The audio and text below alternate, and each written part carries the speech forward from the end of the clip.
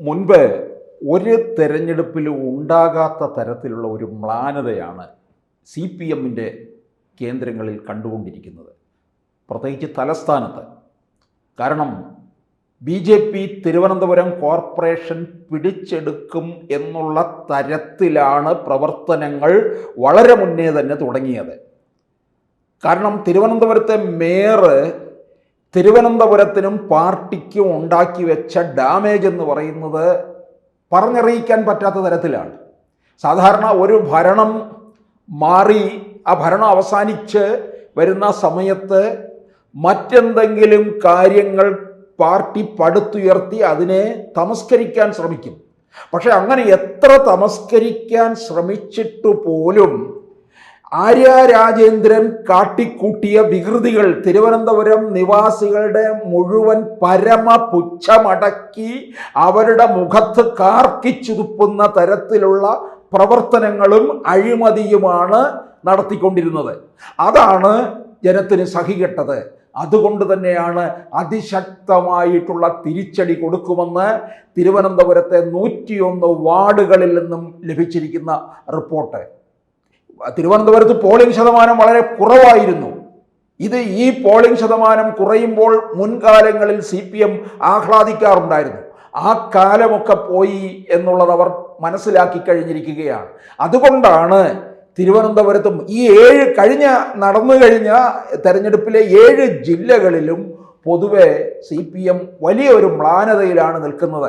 പ്രത്യേകിച്ച് തിരുവനന്തപുരം സംസ്ഥാന തലസ്ഥാനം അവർക്ക് കൈവിട്ടു പോവുക എന്ന് പറഞ്ഞാൽ ആലോചിക്കാൻ കഴിയാത്ത കാര്യമാണ്. ഇത് തിരുവനന്തപുരം കോർപ്പറേഷൻ പിടിക്കുക എന്ന് പറഞ്ഞാൽ അതിനർത്ഥം വരാൻ പോകുന്ന നിയമസഭാ തെരഞ്ഞെടുപ്പ് 3 മാസം മാത്രമേ ബാക്കിയുള്ളൂ.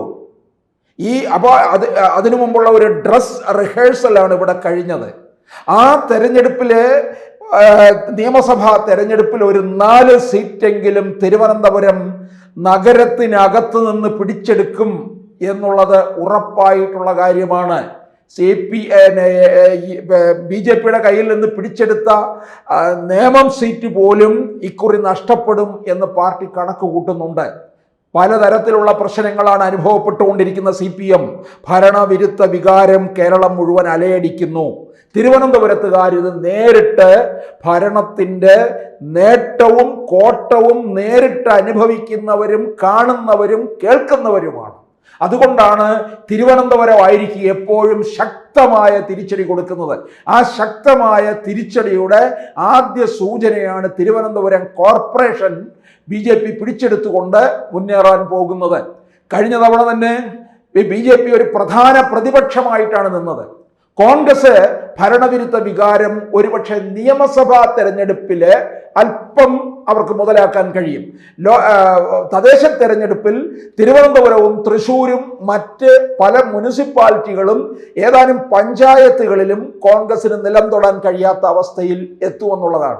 4 ജില്ലകളിൽ BJP വലിയ മുന്നേറ്റം കുറിക്കും എന്നുള്ളത് അക്ഷരം പ്രതി ശരിയായിട്ടുള്ള കാര്യമാണ്. രാഷ്ട്രീയ നിരീക്ഷകർ പൊതുവെ വിലയിരുത്തുന്ന കാര്യമാണ്. തിരുവനന്തപുരവും തൃശ്ശൂരും ആലപ്പുഴയും കൊല്ലവും ഇതിൻ്റെ വ്യക്തമായ സൂചനകളാണ് നൽകിയിട്ടുള്ളത്. കൊല്ലം ജില്ലയിലെ ചാത്തന്നൂർ നിയമസഭാ മണ്ഡലം നമുക്കറിയാവുന്നതാണ്. BJP നോക്കി വെച്ചിരിക്കുന്നത് അവിടെ 2ാം സ്ഥാനത്തെത്തി നിൽക്കുന്നതാണ്. ഇവിടങ്ങളിലൊക്കെയുള്ള പഞ്ചായത്ത് അതുപോലെ തന്നെ കൊല്ലത്തും വലിയൊരു മുന്നേറ്റം കുറിക്കും എന്ന് പാർട്ടി കണക്ക് കൂട്ടുന്നുണ്ട്. ഇതിൽ ഏറ്റവും പ്രധാനമായിട്ട് കാണുന്നത് BJP-യുടെ കേന്ദ്ര നേതൃത്വം തന്നെ വളരെ പ്രത്യേകമായിട്ട് നിരീക്ഷിക്കുന്ന 2 കോർപ്പറേഷനുകളാണ് തിരുവനന്തപുരവും മറ്റൊന്ന് തൃശ്ശൂർ കോർപ്പറേഷനിലും. ഇവിടെ വിജയം നേടിക്കഴിഞ്ഞാൽ നിയമസഭയിൽ ഒരു 10 സീറ്റെങ്കിലുമായിട്ട് 2026 രംഗപ്രവേശം ചെയ്യും എന്നുള്ളതിൻ്റെ സൂചനയാണ് ഈ തദ്ദേശ തെരഞ്ഞെടുപ്പിൽ നമ്മൾ കാണാൻ പോകുന്നത്. ഇത് 7 ഇടങ്ങളിലെ പോളിംഗ് ശതമാനം കുറവായിരുന്നു, മറ്റിടങ്ങളിൽ നടന്നുകൊണ്ടിരിക്കുന്നു. ഇത് തെക്കൻ കേരളത്തിൽ നമുക്കറിയാം മുസ്ലിം വോട്ടുകൾ മുഴുവൻ CPM-ൽ നിന്ന് അകന്നു പോയിട്ടുണ്ട്. വടക്കൻ കേരളത്തിൽ, തെക്കൻ കേരളത്തിൽ വന്നിട്ട് ഇത് ഹൈന്ദവരുടെ വോട്ടുകൾ മുഴുവൻ ചോർച്ച സംഭവിച്ചു. ഹൈന്ദവ വിഭാഗത്തിൻ്റെ വോട്ടുകൾ എങ്ങോട്ടേക്ക് പോയി എന്ന് ചോദിച്ചു കഴിഞ്ഞാൽ അത് കൃത്യമായി പറയാം, അത് BJP-യിലേക്കും ഒരു ചെറിയ ശതമാനം മാത്രം കോൺഗ്രസിലേക്കും പോയിട്ടുണ്ടെന്നുള്ളതാണ്. എന്തുകൊണ്ടാണ് ഈ ഹൈന്ദവ വോട്ടുകൾ പോയി എന്ന് ചോദിച്ചു കഴിഞ്ഞാൽ അത് കൃത്യമായി നമുക്ക് പറയാം, ശബരിമല വിഷയം തന്നെയാണ് CPM ഉണ്ടാക്കാൻ പോകുന്ന തിരിച്ചടി. 2019 ശബരിമല യുവതീ പ്രവേശം നടത്തി.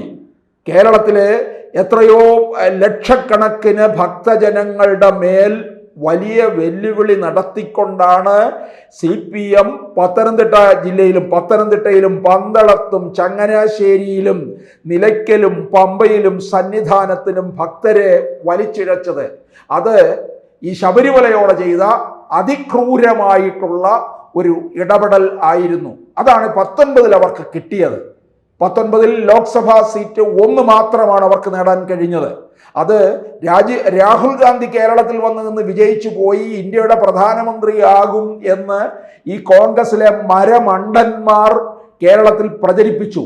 അത് ചിലർ വിശ്വസിച്ചു പോയതാണ് അതിനകത്തെ പ്രധാനപ്പെട്ട ഒരു കാരണം.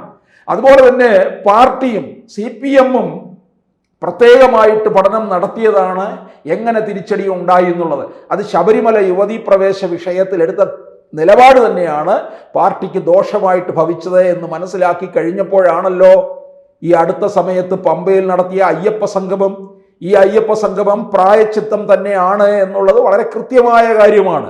അതിലൂടെ പക്ഷെ പുറത്തു വന്നത് പാർട്ടിയെ മുഴുവൻ പ്രതിരോധത്തിലാക്കുന്ന, ഒരു ഭരണകൂടത്തെ മുഴുവൻ പ്രതിരോധത്തിലാക്കുന്ന തരത്തിലുള്ള പ്രവർത്തനങ്ങളാണ്. കാരണം ജനങ്ങൾ, ഭക്തർ വളരെ ആദരവോടുകൂടി അയ്യപ്പന് സമർപ്പിച്ച ആ സ്വർണ്ണാഭരണങ്ങൾ മുഴുവൻ തട്ടിക്കൊണ്ടുപോവുക, പകൽക്കൊള്ള നടത്തുക, ക്ഷേത്ര കവർച്ച നടത്തുക, രാത്രികാലങ്ങളിൽ നടത്തുന്ന വെറും തസ്കരന്മാരെക്കാൾ എത്രയൊക്കെയോ ഗംഭീര തസ്കരന്മാരാണ് ഈ ഖദറും അല്ലെങ്കിൽ ശുഭ്രധാരിയായിട്ട് നടക്കുന്ന ഈ സഖാക്കന്മാരും ഒക്കെ ചെയ്തത് എന്നാണ് ഇവിടുത്തെ സാധാരണ ജനങ്ങൾ ചോദിക്കുന്നത്. അതിനുള്ള തിരിച്ചടിയ കൂടിയാണ് ഇവർ കൊടുക്കുന്നത്. കാരണം ശബരിമല വിഷയത്തിൻ്റെ കാര്യത്തിൽ അത് CPM എന്നല്ല അവർ നോക്കുന്നത്. അവർ വിശ്വാസികളായിട്ടുള്ള അവരുടെ വിശ്വാസ കേന്ദ്രത്തിനകത്ത് മുറിവേൽപ്പിച്ചതിന് കൊടുക്കുന്ന ഒരു മറുപടിയാണ്. അതിലൂടെ ഇവർക്കും അറിയാം, CPM-ന് അറിയാം, ഇക്കുറി താഴേക്ക് പോയി കഴിഞ്ഞാൽ അതിനി കയറി വരിക പ്രയാസമായിരിക്കും. കാരണം ഒരു തവണ കേരളത്തിലെ സ്ഥിതി നമുക്കറിയാം. LDF, UDF, LDF എന്നുള്ള ഒരു രീതി, ഒരു ക്രമം ഇവിടെ പാലിച്ചു കൊണ്ടുവരുന്നുണ്ട്. ആ ക്രമമൊക്കെ തന്നെ ഇല്ലാതായിക്കൊണ്ട് ഇവിടെ NDA മുന്നണി കേരളത്തിലേക്ക് കടന്നു വരുമ്പോൾ മറ്റ് 2 മുന്നണികളും ഭയക്കുന്നു. കോൺഗ്രസിന്റെ കാര്യം നമുക്കറിയാം. കോൺഗ്രസ് തിരുവനന്തപുരത്ത് നില മെച്ചപ്പെടുത്താൻ പോകുന്നില്ല. ഇപ്പോഴുള്ളത് 10 സീറ്റാണ്. ഏറിയാൽ അത് 12 അല്ലെങ്കിൽ 15 മുകളിലേക്ക് പോകില്ല എന്നുള്ളത് ഉറപ്പാണ്. കാരണം 101 വാർഡുകളിൽ പലയിടങ്ങളിൽ പോലും പ്രവർത്തിക്കാൻ ആളില്ലാതെ നിശബ്ദമായി കിടക്കുകയായിരുന്നു ചെയ്തത്. അപ്പോൾ എന്തായാലും BJP കേന്ദ്ര നേതൃത്വം പ്രത്യേക ശ്രദ്ധ പതിപ്പിച്ച തിരുവനന്തപുരം ഇപ്പോൾ ഇതാ BJP-യുടെ കൈകളിലേക്ക് പോകാനായിട്ടുള്ള ഒരു തയ്യാറെടുപ്പിൽ തന്നെയാണ് നിൽക്കുന്നത്. കൂടുതൽ വാർത്തകളും വിശേഷങ്ങളും നിങ്ങളിലേക്ക് എത്താൻ ABC മലയാളം സബ്സ്ക്രൈബ് ചെയ്യുക, ബെൽ ബട്ടണും അമർത്തുക.